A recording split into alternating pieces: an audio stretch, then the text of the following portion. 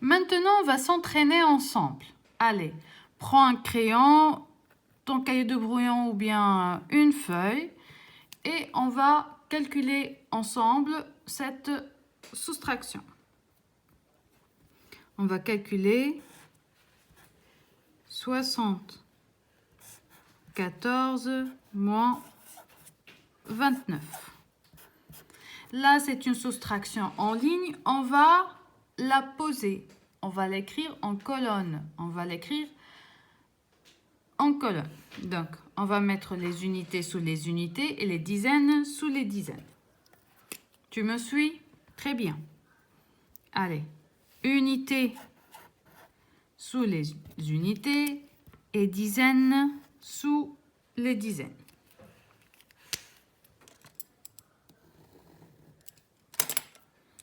Dans la soustraction, on commence toujours par écrire le plus grand nombre. 74 moins 29, 74 est plus grand que 29. Donc, je commence par 74. Dans 74, il y a 4 unités et 7 dizaines. Et dans le nombre 29, il y a 9 unités et 2 dizaines. Puisque je fais de la soustraction, donc je dois mettre le signe moins. Et puis, je n'oublie pas de mettre égal. Dans cette soustraction posée, je commence par les unités. On commence toujours par les unités.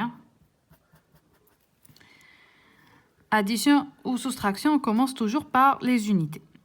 Et je vais faire 4 moins 9. Est-ce que je peux soustraire 9 de 4? Non, c'est impossible. Donc, qu'est-ce que je vais faire? Je vais prendre une dizaine et je vais la mettre avec les unités. Je vais les échanger une dizaine contre 10 unités. Donc, j'enlève une dizaine. 7 moins une dizaine, ça fait 6. Et puis, je vais mettre 7 dizaines que j'ai enlevées ici avec les unités. Donc, je vais ajouter 10 unités à 4 et j'aurai 14. J'ajoute une dizaine à 4, c'est-à-dire j'ajoute 10 unités à 4, plus qu'une dizaine, c'est 10 unités. Donc, là, j'ai 14.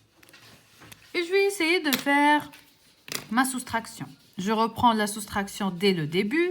Donc, je commence par les unités. 14 moins 9, est-ce que c'est possible? Eh bien, oui. 14 moins 9, ça fait 5.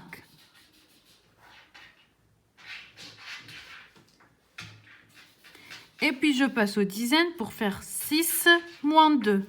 6 moins 2, c'est 45. Donc, je peux conclure que 74 moins 29, ce n'est rien d'autre que 45.